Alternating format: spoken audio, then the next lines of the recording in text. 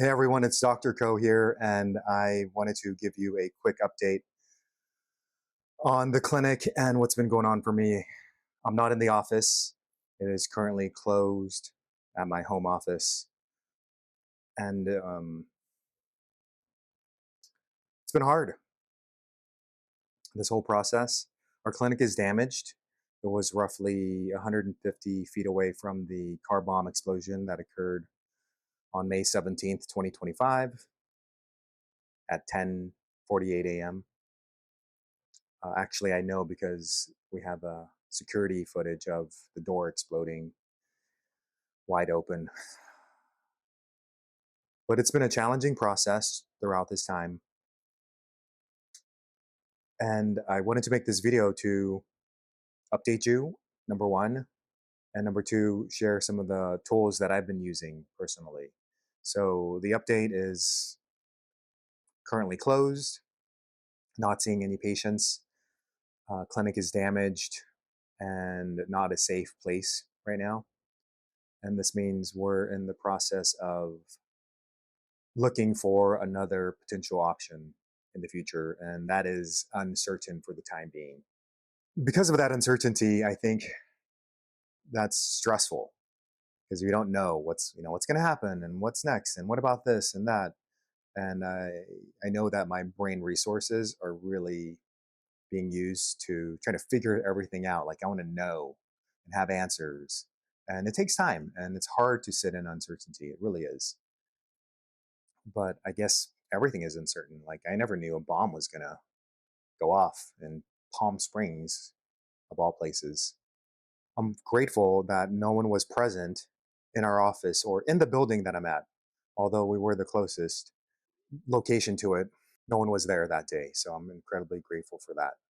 I give my patients a lot of advice and maybe even advice to you because if you're watching this and you've been following me, I have to use these tools on myself, or I get to use these tools on myself. And one of those tools is a mnemonic that just keeps going over my brain over and over. And the mnemonic is FMA, which stands for focus, meaning, and action. Those are the three things that I have control over. I can choose my focus, I can choose my interpretation or meaning, and lastly, I can control my actions. Those are really what I have power over. So I keep reminding myself, well, what am I going to focus on? I wasn't there. My staff wasn't there. There were no patients there. That's amazing. What does this mean? I'm still in the process of that, but it's definitely an aspect is growing, repairing, resetting. And the A is action. What can I personally do? What's within my direct sphere of influence that I can take actions on? Another tool that I want to share with you about is from Stoic philosophy. It's been around for, I don't know, 2,000 years, maybe longer. And a term that my friend reminded me of was Amor Fati. Amor Fati. And Amor Fati is Greek for love, amor, and fati, fate. To love fate. How can I love this? They say that suffering is resistance to what is. And the more I resist, the more suffering that I may have.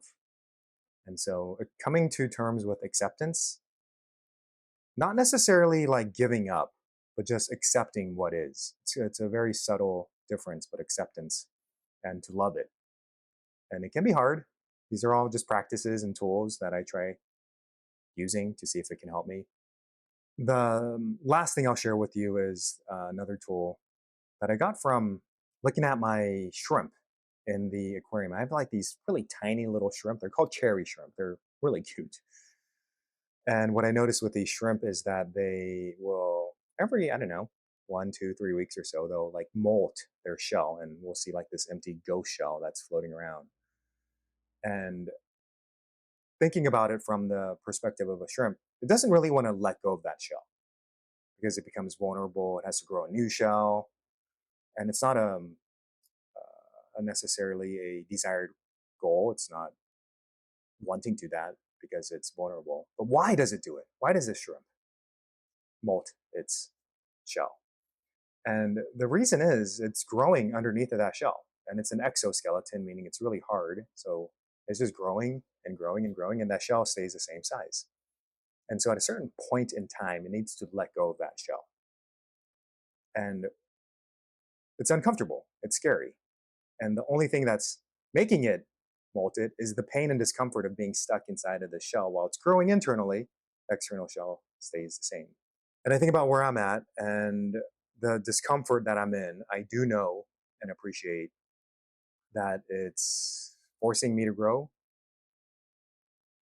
causing me to grow, letting me grow, giving me the gift to grow. And I do feel like I have learned so much these days about insurance and architects and contractors and plumbing and structural engineering and environmental hazards. It's quite a learning process, more on the external aspects of running a medical clinic versus seeing patients one on one, doing IV ketamine, doing cellate blocks, etc. So it's a very different process, stepping outside of the comfort zone. And I do know that when I step outside of the comfort zone, it's uncomfortable, but my comfort zone will expand and grow. So I do want to say thank you for your support, your contributions, your emails, your messages, your DMs. Someone even sent a bottle of whiskey, Oban. It was really heartwarming. And I know that without that support, this would be even much more difficult. So I truly appreciate you. And it means so much to me for everything and anything. And just the small stuff. It's like, yeah, people care. And that's what I'm choosing to focus on today.